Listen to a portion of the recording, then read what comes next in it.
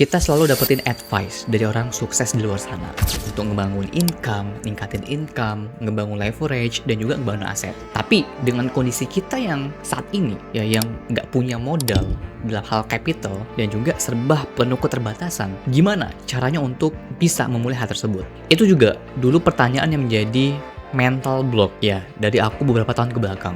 Dan di video kali ini aku pengen sharing gimana aku itu mulai semuanya dari nol dengan sumber daya yang terbatas, dan sekarang aku tuh bisa ngebangun aset-aset digital kok satu persatu. Pertama yang mesti kita clearkan ya tentang aset ini adalah pemahaman kita tentang aset. Ketika kita mendengar kata aset, kebanyakan dari kita mungkin langsung membayangkan rumah, tanah, saham, atau sebuah bisnis yang sangat besar. Masalahnya, hampir semua aset tersebut itu membutuhkan modal yang sangat besar. Kalau kita menggunakan definisi itu, anak muda yang baru mulai bekerja atau baru ngebangun karir seperti kita, itu akan ngerasa bahwa membangun aset adalah sesuatu yang masih sangat jauh. Padahal, menurut aku pribadi, kita perlu memperluas ya cara pandang kita tentang aset. Aset itu adalah sesuatu yang memiliki nilai dan bisa terus memberikan manfaat kepada kita di masa depan. Dengan definisi tersebut, ya sebuah skill itu juga bisa menjadi aset. Konten yang kita buat itu juga bisa menjadi aset. Komunitas, ya produk digital yang kita buat itu juga bisa menjadi aset. Perbedaannya, aset digital itu enggak selalu membutuhkan modal finansial yang besar. Tetapi aset digital itu memang tetap membutuhkan modal lain. Apa itu? Waktu, tenaga, konsistensi, dan juga kesediaan kita untuk terus memberikan value kepada market atau kepada orang lain. Jadi, ketika kita itu belum memiliki uang untuk membeli aset yang besar, bukan berarti kita itu nggak punya kesempatan ya untuk bisa memulai ngebangun aset. Kita bisa alternatifnya dengan produk digital. Kita hanya perlu memulai dari bentuk aset yang sesuai dengan sumber daya yang kita punya sekarang. Ada salah satu ya prinsip yang mengubah cara aku tuh melihat uang. Jadi teman-teman, uang itu merupakan hasil ya dari value yang kita berikan kepada market. Artinya, sebelum kita sibuk mikirin cara mendapatkan banyak uang, kita perlu bertanya dulu nih, terlebih dahulu kepada diri kita sendiri. Apa value yang bisa kita berikan kepada market? Masalah apa nih yang bisa kita selesaikan? Dan kemampuan apa yang orang itu mau ngebayar kita? Nah, di tahap awal, kita mungkin belum memiliki uang teman-teman, tetapi kita masih memiliki waktu dan kemampuan untuk belajar. Kita bisa belajar desain, copywriting, digital marketing, dan kemampuan lain yang dibutuhkan oleh market. Skill tersebut mungkin nggak langsung menghasilkan uang saat pertama kali kita itu mempelajarinya. Tapi semakin sering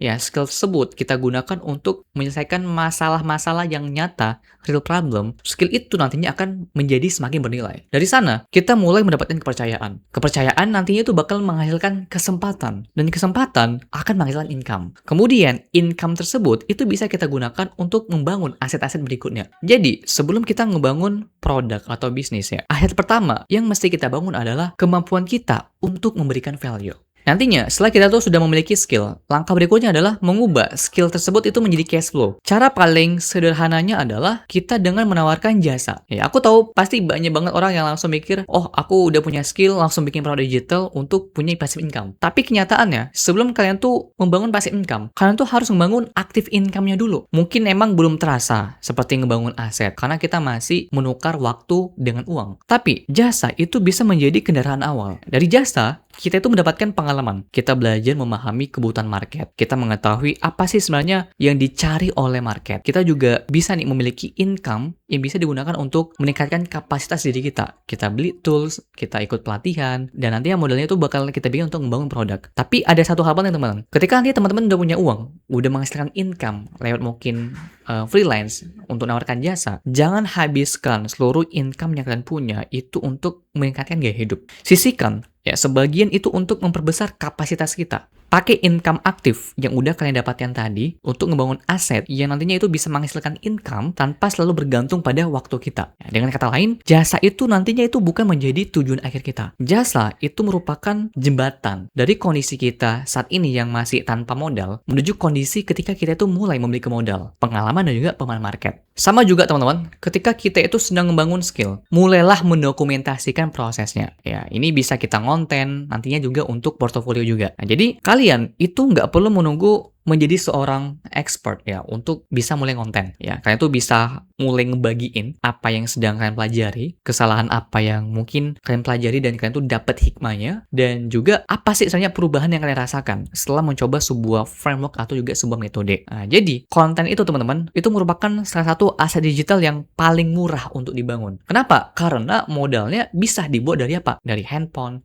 tanpa kamera yang mahal, dari internet, dan sama juga kemampuan kita untuk menyampaikan ide. Jadi, satu konten itu mungkin nantinya nggak langsung menghasilkan apa-apa. Ya, tetapi bayangkan, kalau kita selama 1 atau 2 tahun konsisten ngebuat konten yang benar-benar emang ngebantu orang, konten tersebut nantinya akan menjadi jejak digital. Orang nantinya itu bisa menemukan kita ya melalui ya search engine, mereka bisa tahu kita tuh bisa apa. Jadi inilah kekuatan konten, saudara. Konten itu bukan hanya alat untuk mendapatkan views ya, tapi konten adalah alat distribusi nantinya. Ya, tanpa distribusi, produk yang bagus itu nggak akan bisa diketahui oleh siapapun. Skill yang hebat juga nggak bakal bisa mendapatkan kesempatan karena nggak ada orang yang tahu bahwa kita tuh bisa memilikinya. Karena nggak ada yang tahu bahwa kita tuh punya skill tersebut. Karena itu, ketika kita ngebangun skill, mulailah ngebangun juga aset distribusinya. Dalam hal ini adalah media atau juga kita melakukan personal branding. Dari konten teman-teman, ya kita tuh bisa mulai ngebangun audience. Tetapi, kalian tuh mesti paham bahwa audience itu nggak selalu sama dengan followers. Followers tuh hanyalah angka, oke?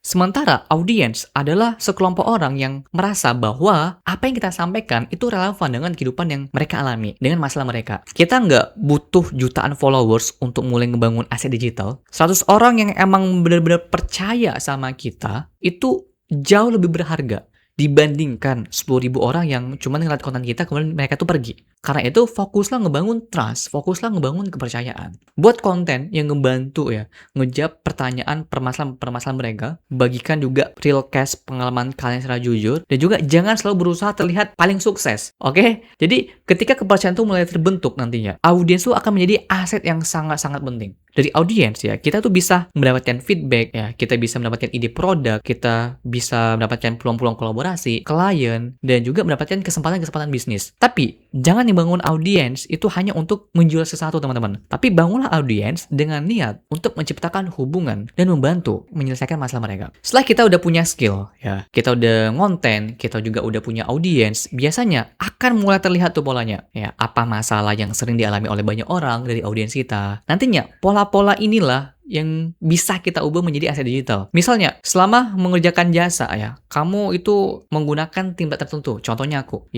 ada buka jasa digital marketing. Aku tuh selalu pakai template yang aku buat, digital marketing strategy kit, agar emang delivery ide aku kepada klien tuh lebih clear dan jelas. Nantinya template itu bisa dirapikan, teman-teman, dan bisa kita jual juga sebagai produk digital kita. Nah, disinilah kita tuh udah mulai berpindah ya, dari menjual waktu itu menjadi menjual sistem, ya menjual aset, menjual produk. Ketika kita menjual jasa, 1 jam kerja itu biasanya hanya bisa ya kita berikan kepada satu klien. Tapi ketika pengetahuan tersebut udah kita ubah bentuknya menjadi sebuah produk ya, produk digital. Satu produk itu bisa membantu lebih banyak orang tanpa kita tuh harus membuatnya ulang dari awal. Tentu saja ya, produk digital tuh nggak otomatis bakal menjadi passive income ya, karena kita tuh tetap membutuhkan marketing, kita tetap membutuhkan distribusi, kita juga tetap membutuhkan pengembangan produk. Tetapi produk digital itu bakal memberikan leverage kepada kita. Satu kali proses produksi itu bisa menghasilkan value yang berkali-kali. Dan menurut aku, inilah salah satu bentuk aset yang paling realistis yang bisa kita bangun saat ini oleh anak-anak muda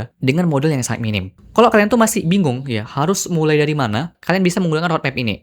Tahap pertama, kalian pilih satu skill yang emang dibutuhkan market. Fokus selama beberapa bulan ya, sampai kalian tuh memang mampu menghasilkan output yang layak. Tahap keduanya adalah gunakan skill tersebut untuk mendapatkan cash flow. Ya, kalian bisa mulai nge-freelance, ya kalian bisa juga untuk kerja di perusahaan, bantu UMKM, atau juga ngerjain project-project kecil. Di tahap ini, tujuan utamanya itu bukan langsung menjadi kaya, teman-teman. Tujuan awalnya adalah kita ngebangun, ataupun juga pertama mendapatkan pengalaman, kita ngebangun portofolio, kita membangun pemahaman kita terhadap market, dan juga untuk mencari modal awal. Tahap ketiga, baru kita ngebangun distribusi. Ya, mulai dokumentasi kan, ya proses kalian tuh belajar melalui konten, dan juga kalian tuh menyelesaikan permasalahan-permasalahan klien kalian.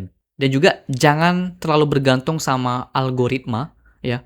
Kalian tuh juga harus punya database. Contoh, kalian tuh punya list email, kalian tuh punya community group sendiri mungkin dari Telegram. Jadi ketika mungkin Instagram atau juga TikTok itu sedang dalam keadaan tidak bagus, akun kalian tuh masih punya ya resource lain seperti itu. Tahap keempat, kalian tuh bisa mengubah pengalaman kalian menjadi produk digital. Ya kan, buat template, produk digital, framework system, atau aset-aset lain yang itu bisa memberikan value yang berkali-kali lipat. Kemudian, ketika mungkin kalian tuh udah punya produk digital yang sudah terjual, gunakan sebagian income-nya itu untuk memperbesar aset-aset tersebut lagi. Nah, jadi kita gulung terus gitu. Pertama, kalian tuh bisa upgrade kemampuan, ya kalian bisa upgrade alat, kalian bisa juga meningkatkan kualitas produk, atau kalian tuh bisa ngebangun tim, atau kalian tuh juga bisa nantinya uang yang udah dapatkan dari produk digital ini untuk investasi ke aset-aset real lainnya. Contoh mungkin ya kalian beli ladang sawit atau kalian tuh entah ya beli apa lagi tuh, atau kalian tuh beli rumah seperti itu. Prosesnya mungkin nggak bakal terlihat dalam waktu yang instan teman-teman. Tetap harus ada proses jangka waktu ya gitu ya. Tetapi kalau ini kita lakukan secara konsisten dan kita yakin dengan apa yang kita kerjakan selama mungkin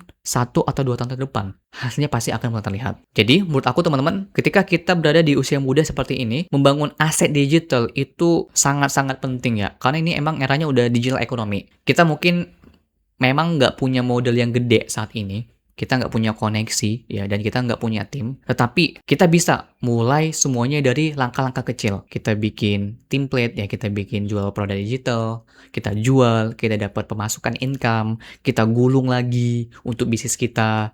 Dan nantinya insya Allah ya, ketika kalian tuh yakin dengan apa yang kalian lakukan hari ini, kalian punya goals, hasilnya pasti akan nampak ya. Akan manis lah nanti di akhirnya gitu. Jadi, kalau sekarang mungkin kalian tuh sedang bingung, ya, di usia sekarang tuh mau ngapain, mulailah dengan ngebangun skill. Mulailah dengan mendokumentasikan. Mulailah dengan kalian tuh ngonten. Dan mulailah untuk ngebangun aset-aset digital. Untuk diri kalian di masa depan.